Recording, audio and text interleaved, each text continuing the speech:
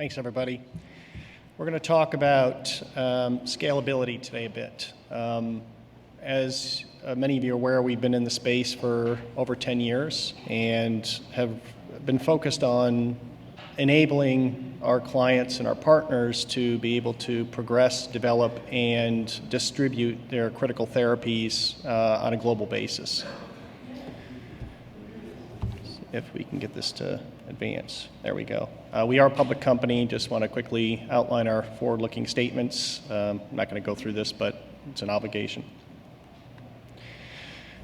So from a market standpoint, the market's maturing, and we've shown this slide a few times, but I think it's very poignant, and it demonstrates the opportunity to the industry and the developmental opportunity that needs to be addressed from a supply chain and scalability standpoint.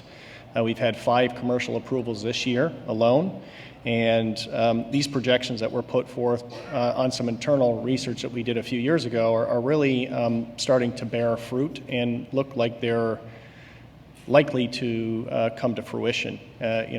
Gottlieb, when he said we're going to see 10 to 20 approvals a year by 2025, well, we're getting close to that. And so that's going to lead to a whole different issue, and that's going to be the ability to scale to support the therapies and the distribution of these on a global basis. So if you look at some of the new approvals that are getting imminent to either have PDUFA dates already filed or are anticipated to file in the next 4 to 6 months, the list is long. And we could see, in addition to the 5 that have already been approved this year, another 3 to 5 approvals late this year, early next year, and another 15 or so approvals next year. But the thing I want you to pay attention to here is the populations. So one of the things we need to look at is historically the early products that went to market had relatively low patient counts. And they're now driving, obviously, to earlier line therapy, which drives their opportunity from a patient count standpoint. But some of the newer products that are coming through also have a radical change as it relates to the need to service this in the market. And this has a cascading effect throughout the entire supply chain, from patient enrollment to collection and processing related activities to manufacturing and distribution. And all of these things are going to many of these are going to become rate limiting steps if we don't address them proactively and aggressively. So we have a unique position in the market. We support a very large percentage of the clinical portfolio and 12 of the commercial products today. And this gives us a unique opportunity from a forecasting standpoint. So our own internal forecasts support that modeling and really provide us a unique window on the need base for the industry from a supply chain standpoint.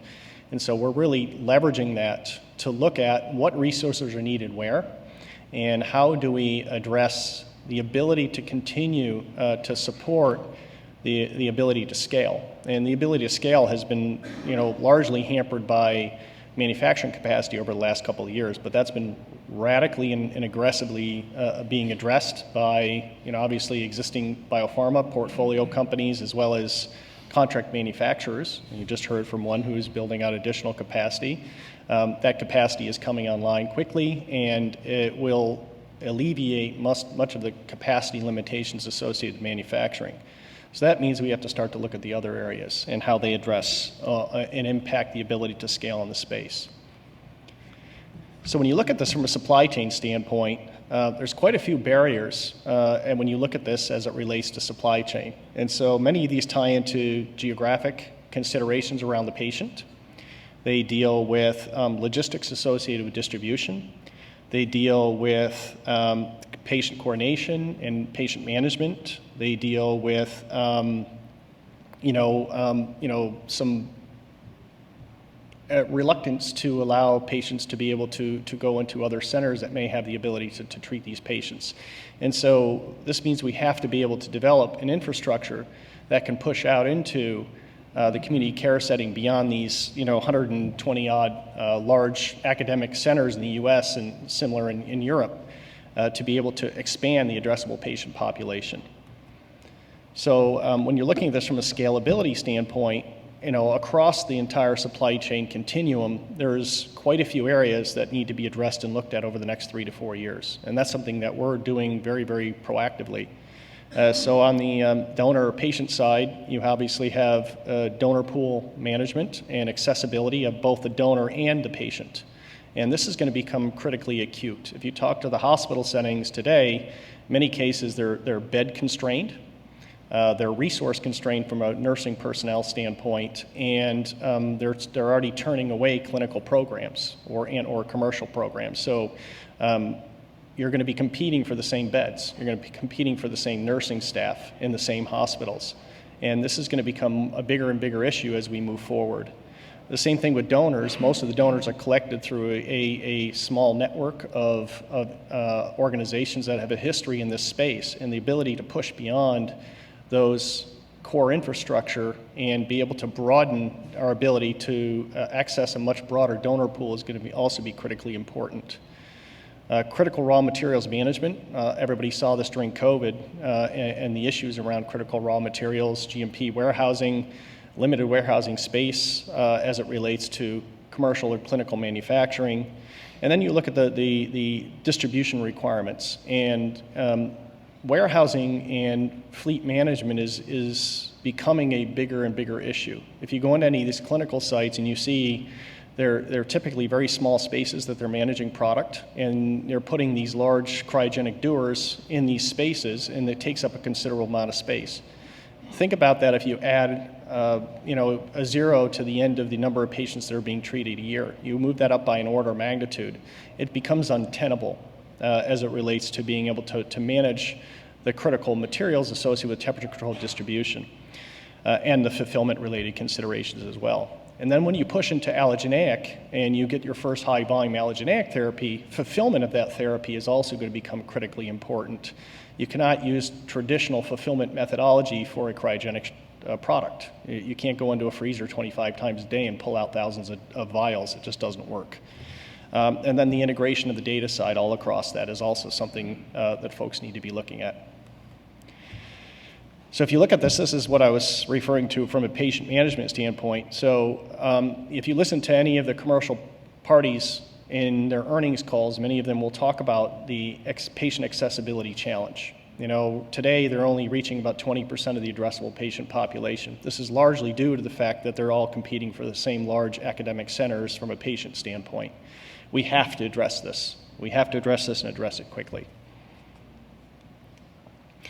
So, many of you guys probably know Cryoport as the guys that send these blue dewars all over the world, right?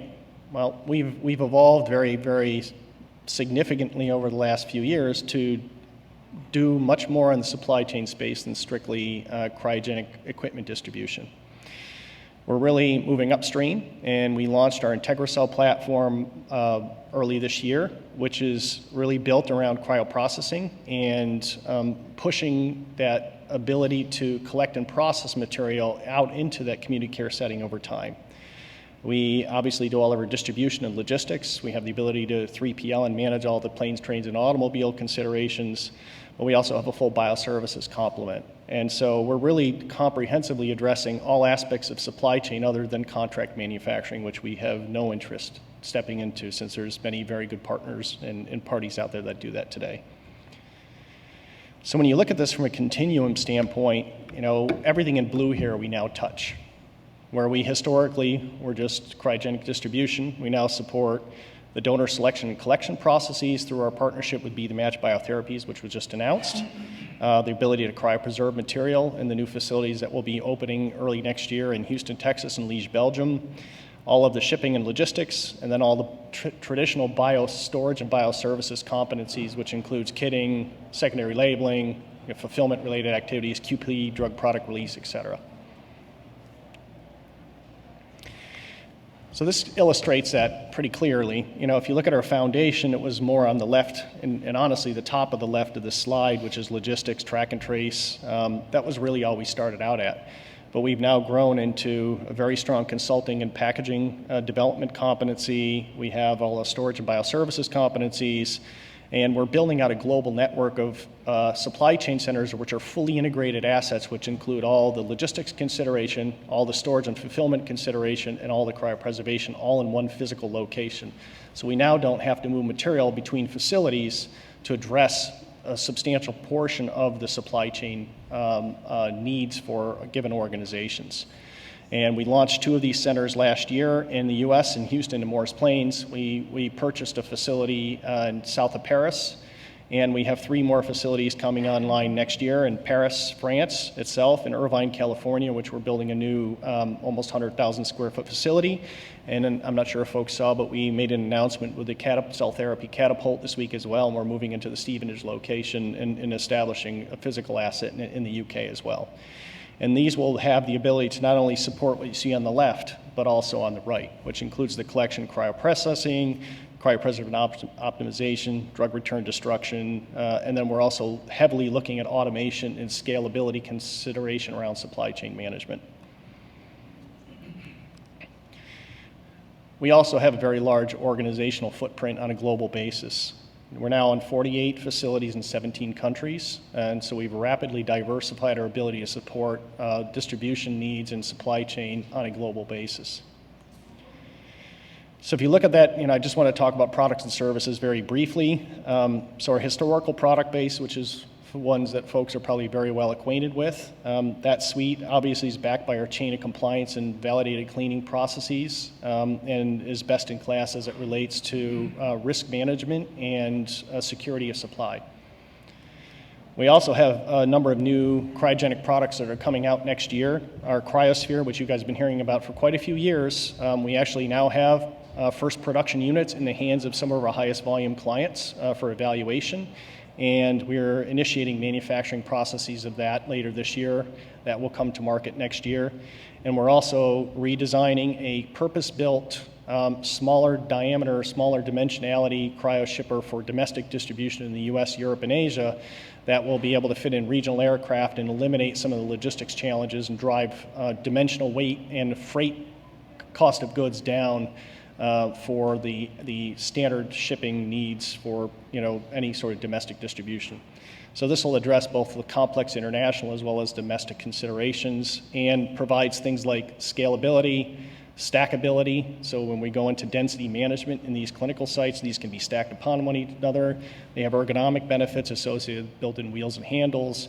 They're smart technology as it relates to real-time track and trace. They will have next generation technology built in for tracking, electronic airway bill management, and other things in the near future, which will all be significant enhancements.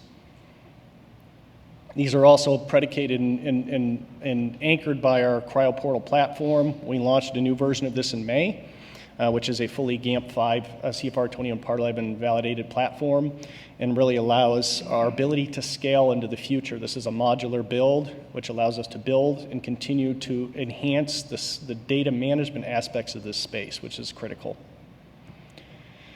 In addition, we have our services competencies. We have our full bioservices element. This is run by Rob Jones, who's ex-Thermo Fisher.